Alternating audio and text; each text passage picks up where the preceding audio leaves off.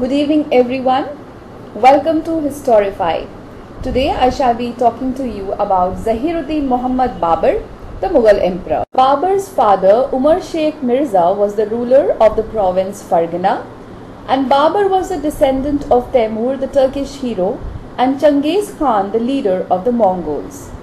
He was the fifth descendant of Temur on the side of his father, and 14th descendant of Changiz Khan through his mother. On Umar Sheikh's sudden death on the 8th of June 1498, Babur ascended the throne at the age of 11 years and 4 months.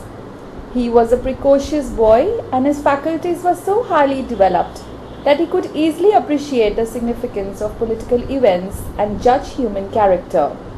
Babur ruled as the king of Fargana from 1494 to 1502 AD.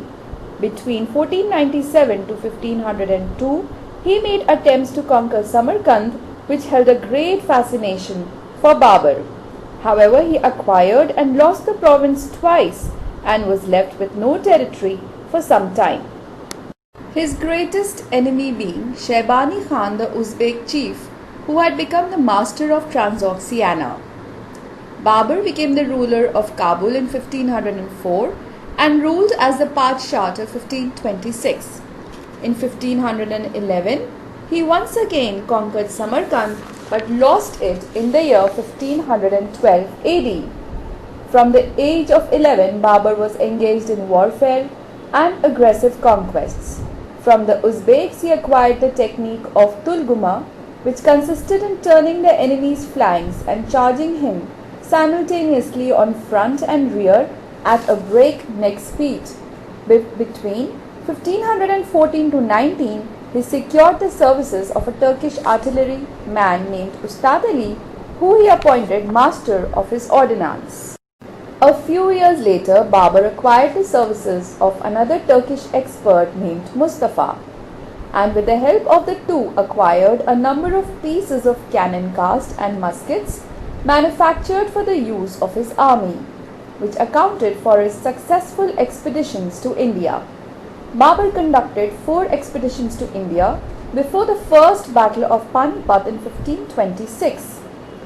The first expedition of India was carried out in 1519 AD against the Yusufzai tribe. His second raid happened in September 1519, where he tried to fortify Peshawar but had to return to Kabul. The third expedition happened in 1520, which was followed by the fourth expedition in 1524, when he captured Lahore and proceeded to Deepalpur.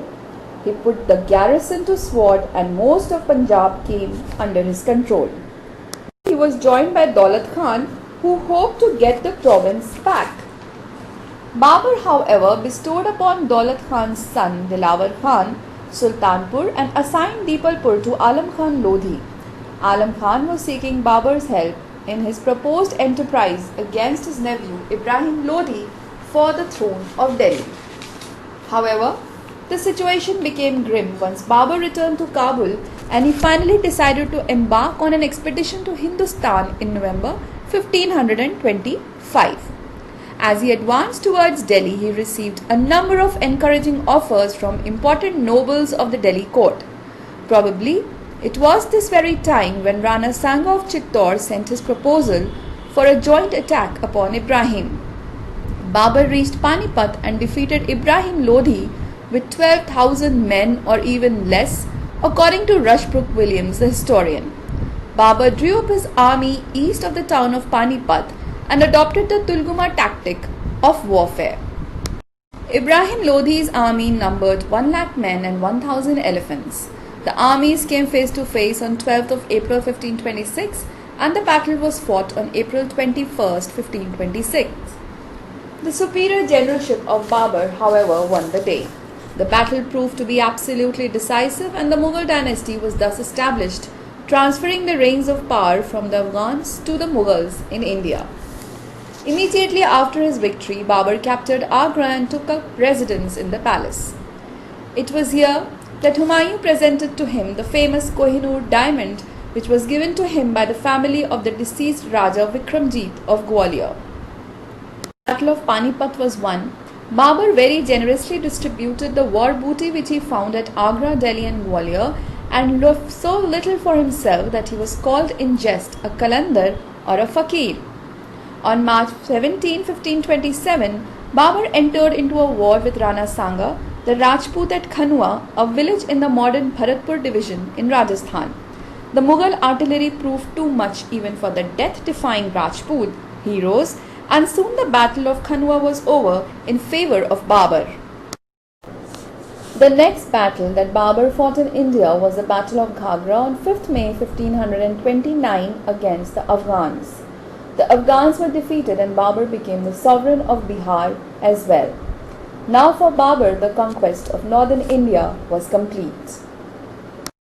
Babur died on the 26th of December 1530 and lies buried in Kabul. As a king, he occupies an important place in history. To quote the words of Stanley Lane Poole, Babur was perhaps the most captivating personality in Oriental history.